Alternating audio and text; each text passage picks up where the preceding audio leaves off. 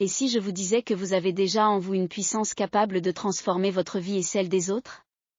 Aujourd'hui, découvrons ensemble l'autorité du croyant et comment l'activer.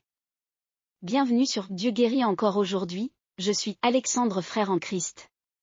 Ici, on explore comment marcher avec foi et manifester la puissance de Dieu dans notre quotidien. Si ce message vous inspire, abonnez-vous et activez la cloche pour ne rien manquer. Voici ce qu'on va voir ensemble. Pourquoi beaucoup de croyants restent passifs, comment comprendre le vrai combat spirituel, l'histoire inspirante de John G. Lake, et surtout, comment libérer l'autorité que Dieu a déjà déposée en vous. La Bible dit, « Soumettez-vous à Dieu, résistez au diable et il fuira loin de vous » Jacques 4:7. Trop souvent, nous attendons que Dieu fasse tout à notre place. Mais la vérité, c'est qu'il nous a déjà donné les outils. La passivité est l'ennemi de la victoire spirituelle.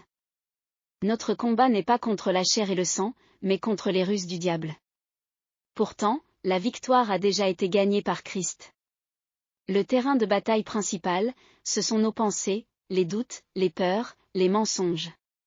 Dieu a placé sa puissance en nous, Éphésiens 3:20. Notre rôle? Résister et croire. John G. Lake a vu la maladie ravager sa famille. Mais quand il a saisi la révélation de son autorité en Christ, il a prié avec puissance et a vu des guérisons extraordinaires. Son histoire nous rappelle que la révélation change tout, quand nous croyons vraiment, nous agissons différemment.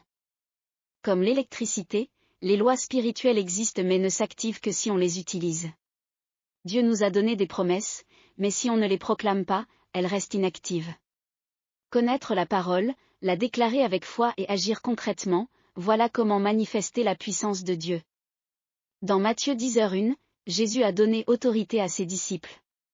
Ce n'est pas notre propre force, c'est l'autorité déléguée de Christ. Comme des ambassadeurs, nous parlons et agissons en son nom.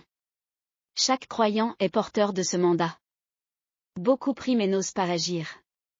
Ils attendent un signe du ciel, alors que Dieu attend que nous exercions déjà l'autorité reçue. Quand nous proclamons, quand nous prions avec assurance, quand nous posons nos mains sur les malades, alors les miracles se manifestent. Nous ne sommes pas des mendiants, mais des héritiers. La mentalité de mendiant supplie sans réaliser que l'héritage est déjà disponible. Nous devons marcher comme des fils et des filles de Dieu, conscients de notre identité et de l'autorité qui en découle. Père Tout-Puissant, merci pour l'autorité que tu nous as donnée en Christ. Aujourd'hui, je choisis de marcher dans cette autorité. Je refuse la passivité, je rejette le mensonge de l'ennemi et je déclare que ta puissance agit en moi et à travers moi. Amen. Souvenez-vous, vous n'êtes pas impuissant.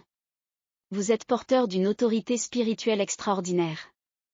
Si ce message vous a parlé, mettez un like, abonnez-vous à notre chaîne.